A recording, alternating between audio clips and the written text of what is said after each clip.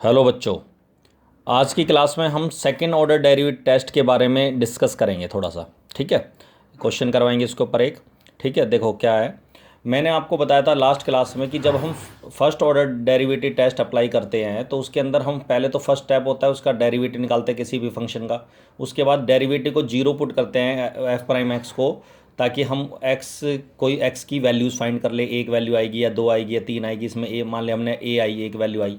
उसके बाद first order derivative test में मैंने आपको बताया था उस ए जो पॉइंट आया था उससे छोटी और बड़ी वैल्यू रख के हम चेक करते हैं कि साइन जो है उसका पॉजिटिव है नेगेटिव है क्या है। अगर नेगेटिव से पॉजिटिव चेंज होता है तो लोकल मिनिमा, पॉजिटिव से नेगेटिव चेंज होता है तो लोकल मैक्सिमा होता है एक्स की वैल्यू जो ए है। ठीक है, एक्स बराबर ए जो है, ए जो पॉइंट है वो लोकल क्या हो गया, मैक्सिमा। और अगर साइन चेंज होता और नहीं होता, प्लस प्लस माइनस माइनस रहता है, तो neither local maximum nor local minima. तो जो फर्स्ट ऑर्डर डेरिवेटिव हम निकालते हैं तो इसको नहीं बोलते फर्स्ट ऑर्डर डेरिवेटिव टेस्ट, इसको बोलते हैं जो थर्ड स्टेप हमने किया है कि डेरिवेटिव के अंदर हमने ए पॉइंट से छोटी वैल्यू और बड़ी वैल्यू जो पुट करके साइन चेक करे हैं, इसको बोलते हैं फर्स्ट ऑर्डर डेरिवेटिव टेस्ट। इसी तरह जब हम सेकंड ऑर्डर डेरिवेटिव टेस्ट की बात करेंगे तो पहला स्टेप तो यही होगा, एफ प्राइम एक्स फाइंड करो। सेकंड स्टेप वही होगा, डेरिवेटिव को जीरो रख के एक्सट्रीम पॉइंट्स फाइंड करो। मान ले ए पॉइंट आ गया वो। अब हमें ए को सेकेंड ऑर्डर डेरिवेटिव टेस्ट के द्वारा ये पता करना है कि वो लोकल मैक्सिमा है या लोकल मिनिमा है। तो इसके लिए ये जो थर्ड स्टेप है इसमें ही चेंज आएगा। यही फर्स्ट थर्ड स्टेप जो है यही फर्स्ट ऑर्डर डेरिवेटिव टेस्ट है। और थर्ड स्टेप में जो अब सेकेंड ऑर्डर डेरिवेटिव की बात करेंगे हम, थर्ड स्टेप ये वाला जो थर्ड स्टेप मैं डिस्कस कर रहा हूँ यही आपका सेकेंड ऑर्डर डेरिवेटिव टेस्ट है। इसके अंदर एफ सेकंड डेरिवेटिव निकालते हैं, सेकंड ऑर्डर डेरिवेटिव निकालते हैं, उसमें सीधा पुट कर देते हैं। अच्छा, फर्स्ट ऑर्डर डेरिवेटिव तो हम ए से छोटी और बड़ी वैल्यू रखते हैं, इसमें हम छोटी बड़ी वैल्यू नहीं रखते, ए रखेंगे सीधा। तो एक्स की जगह ए रख दिया हमने। अगर नेगेटिव वैल्यू आती है ए रखने पर तो वो लोकल मैक्सिमा होता है, पॉजिटिव वैल्यू आती है तो लोकल मिनिमा होता है, और अगर जीरो आ जाती है तो वो टेस्ट फेल हो जाता है। तो इस या तो हमें वापस first order derivative test apply करना पड़ेगा या higher order derivative test apply करना पड़ेगा। लेकिन ये वाली सिचुएशंस बहुत कम आएगी हमारे क्वेश्चंस में, क्योंकि हम ना तो जो हायर ऑर्डर डेरिवेटिव टेस्ट है वो हमारे सिलेबस में है नहीं, फर्स्ट ऑर्डर डेरिवेटिव टेस्ट हमें अप्लाई करना नहीं है। क्यों? केवल हमें उसकी थ्योरेटिकल नॉलेज होनी चाहिए बस, खाली उसको हमें प्रैक्टिकली अप्लाई नहीं करना। दूसरी चीज़, अब इसमें सेकेंड ऑर्डर डेरिवेटिव टेस्ट में ये ऐसे ही क्वेश्चन मिलेंगे जिसमें नेगेटिव आएगा या पॉजिटिव आएगा। नेगेटिव आने का मतलब है कि अगर हम हाईएस्ट पॉइंट से दोबारा उसके अंदर अगर हम दोबारा और कोई चेंज निकालेंगे तो वो डिक्रीज होने लग जाएगा, नेगेटिव होगा। इसी तरह पॉजिटिव आने का मतलब है कि लोएस्ट पॉइंट जो मिनिमम पॉइंट होता है उसके बाद ही अगर हम कोई चेंज करेंगे, उस पॉइंट के बाद कोई चेंज करेंगे, इंक्रीमेंट करेंगे, तो इसका मतलब उसकी वैल्यू नेगेटिव होना पॉजिटिव होना स्टार्ट हो जाएगी, तो वो लोकल मिनिमम पॉइंट होता है। क्लियर है यहाँ तक? तो इसका मतलब ये हो गया कि अगर सेकेंड ऑर्डर डेरिवेटिव नेगेटिव आ रहा है तो लोकल मैक्सिमा, पॉजिटिव आ रहा है तो लोकल मिनिमा, जीरो आ रहा है तो फेल। अब आता है इसके अंदर क्वेश्चन क्या करेंगे। एफ एक्स बराबर मान ले sine x minus cos x है, और जीरो से एक्स जो है वो 2 पाई के बीच में है।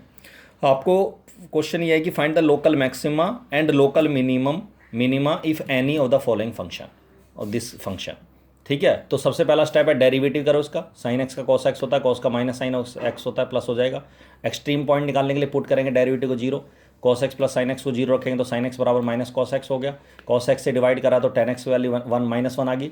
टेन एक्स नेगेटिव किस में होता है, सेकंड क्वाड्रेंट और फोर्थ क्वाड्रेंट में। सेकंड क्वाड्रेंट के हिसाब से देखा जाए तो एक्स जो है एक्स ही है यहाँ भी, और इसका एंगल भी टेन एक्स इज, टेन का भी एंगल क्या है, x.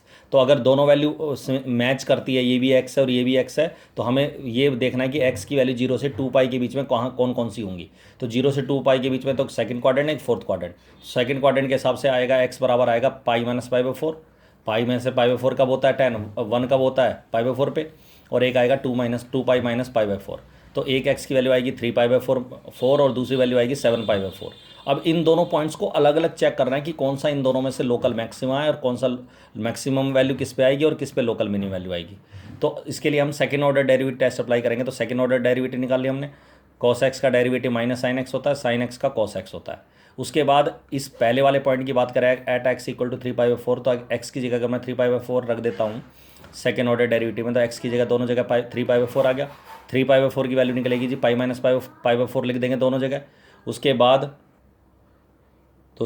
Sign pi minus theta, second quadrant में साइन पॉजिटिव होता है लेकिन इसके आगे माइनस ऑलरेडी लगा हुआ था। लेकिन cos pi minus theta second quadrant cos negative हो जाता तो माइनस का आ जाएगा, और इन दोनों की वैल्यू रखोगे पाई वन साइन 45 की वैल्यू होती है 1/√2 साइन पाई बाई फोर की, cos पाई बाई 4 मतलब 45 डिग्री, वैल्यू हो जाएगी 1/√2, दोनों को जोड़ेंगे तो नेगेटिव आएगा -2/√2 मतलब -√2, 2 से √2 कैंसिल हो गया, √2 बचेगा, ये नेगेटिव आ गया। तो अगर ये नेगेटिव आता है, second order derivative value negative आती है तो it is a point of local maxima, ठीक है।